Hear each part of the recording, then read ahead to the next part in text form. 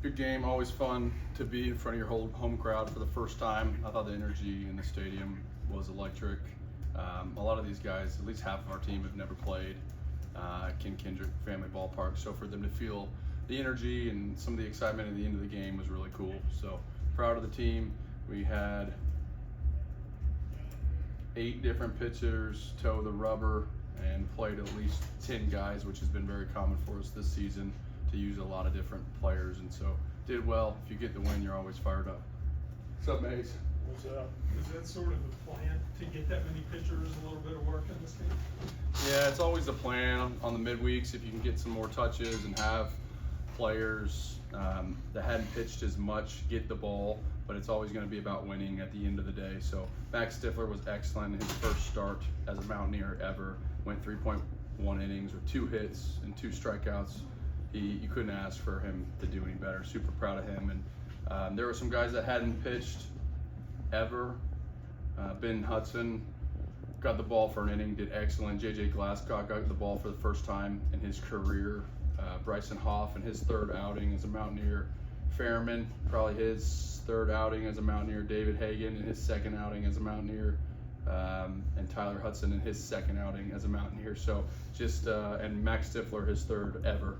So young guys getting the ball that competed really well. There's some bumps along the way that we need to clean up, but overall trying to learn more about your team. So it's a combination of winning the game and developing your pitching staff. I asked the guys this, and obviously weather plays a factor, but can you remember getting a crowd like this early on in the year? Never. I'd like to know the numbers as far as what it looked like, but the crowd was insane. I was telling the guys, this is only gonna grow. You chose to come to West Virginia because of this atmosphere, and so if this is what it's like in February, imagine when the weather is wonderful and you're playing conference games, this is what you guys signed up for. And so eventually, if you're gonna be a Mountaineer baseball player, you have to learn to feed off of that energy and play better when the fans are here like that. Why do you think your bullpen's having such success getting out of jams? You bring guys in with bases loaded, 1 out, 2 outs. It wasn't just today, it was over the weekend too. What's led to that success? The kids have done so well. I think it obviously starts with the staff. So Justin Oney, our pitching coach, and Chris Riley, our director of pitching, have done an incredible job just preparing the pitchers in those situations. We take a lot of pride in practicing with intensity and trying to replicate situations that feel like big moments for players.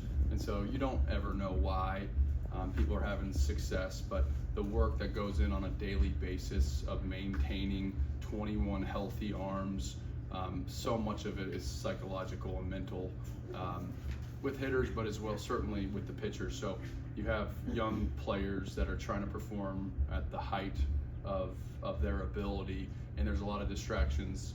There's a lot of desire to be great. There's ups and downs, and so to do what they've done up to this point, you just have to give a lot of credit to the staff, and then obviously the individual performers and the kids that have had so much success. So you come for was it to get Grant on base 3 times and have him see the ball leave the yard? That was awesome.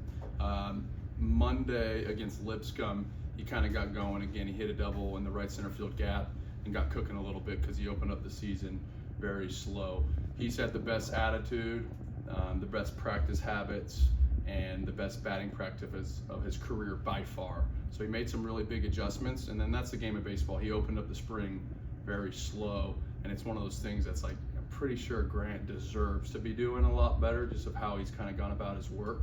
And so to see him on Monday find the barrel for a double, and then today huge insurance run for us late with the home run, and it kind of felt like business as usual, right? Like Grant Hussey hitting an opposite field homer with a gentle wind blowing out to left field. Like we've seen that story a lot, so it was great to get him back in the fold and show a little bit of his juice. Logan's kind of been carrying over offensively a little bit from last year where he was good. Just this season has been on a heater, 3 for 5 today. What do you think has been working most importantly for him, and what was most important for him to hold on to from his experiences last year as a sophomore, kind of a leader of the team, stuff like that, to coming into this year? Yeah, he's been fantastic, and I think more than anything is that he's just developed over the course of time. We probably would have seen even a better version of Logan, but he gets hit with a 95-mile-an-hour fastball to the kneecap and breaks his knee sophomore year. So it just kind of stymied the growth overall. But he's super talented. He has some of the best plate discipline out of anybody in the nation. So traditionally, he swings at strikes and takes balls.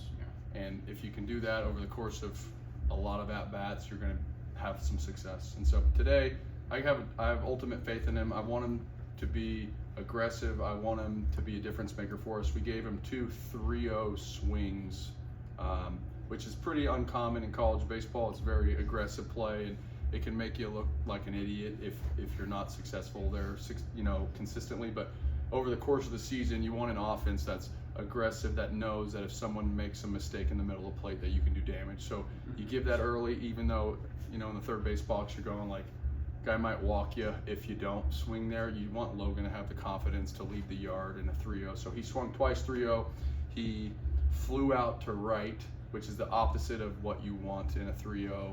You want aggressive. If you miss on the pull side, get the barrel out front kind of thing. And so his next at bat was 3-0 as well, with a man on second or third, and he kind of got jammed and hit the fly ball to left field that ended up dropping. And so he was 1 for 2 in 3-0 count, so big success, but he didn't land on the barrel like he wants to. So just an evolution that he'll eventually be able to do. Now at 8-0, how do you keep it from switching from the guys are having fun and there's momentum?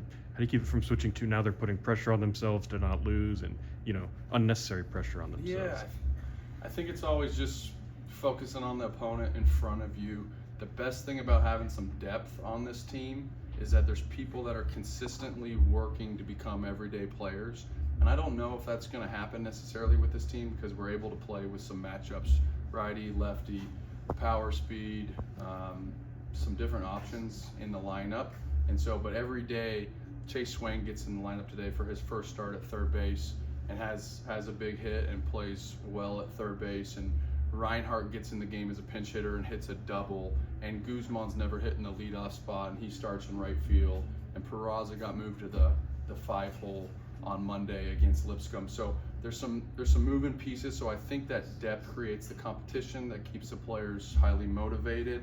I think the players that have been playing every day, Skylar King, Sam White, Brody Kresser, Logan Save, is strategically up the middle. So you have these veteran players that kind of know what it takes to be good every day and what the expectations are. And literally our corners have been somewhat interchangeable up to this point, other than Grant Hussey, who's played the majority of the innings. So I think that's really important for us when it comes to just staying motivated throughout and focusing on just getting better and playing good baseball. I don't think we'll take anything for granted at this point. We know Logan's been hitting well, but also he got that throw out in the first inning to help Matt get out of the little jam. How do you like how he's just like a leader to the young pitchers on the staff? He's incredible. I've said in some other interviews, just really selfless, certainly the captain, the leader. Him and Sam White kind of run the joint, it feels like. And then Brody Kresser at shortstop is ultra consistent. He brings the same energy and effort every single day. But Logan's been great. When he catches, he truly gives to every pitcher. Like, there is no, I like this guy better, or I don't jive with his personality. He's one of those unique individuals that whether you're a freshman that's trying to figure it out or a grad, senior, he can kind of get along with everybody. He's just one of those personalities that is very easy to root for, and you know that Logan is rooting for you. Like, every pitcher knows that Logan really wants them to do well, so having somebody behind the plate like that is unique. You mentioned keeping Grant going through a little bit of a slow start, and your pitchers, even though they might not have always been shut down when they came into those key situations, you haven't given up big innings. It's been one run here and there. Are those things that you emphasize that say, hey, even if you aren't perfect, you can still be successful doing those kind of things, keeping us in the game? I can't take credit for that. I know the amount of conversations, mental training, individual focus of each pitcher is at a unusually high level with Chris Riley and Justin Oney. It's all they do. They have no hobbies.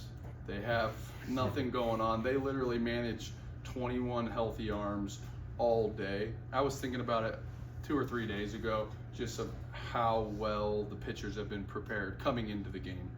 And when you have 18 to 22-year-olds and there's 21 of them, there's just so many things in every single one of those guys' lives. So you're figuring out like their health, their pitches, their parents, their agents, their advisors, their distractions, their academics.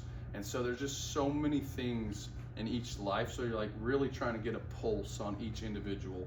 And some of those decisions of who to bring in certain moments is based on that pulse. It's not necessarily their talent. It's not necessarily their breaking ball. It's kind of like, where's this guy at right now? And so I just feel like having that 2-man team working with the pitching staff has been a difference maker for us.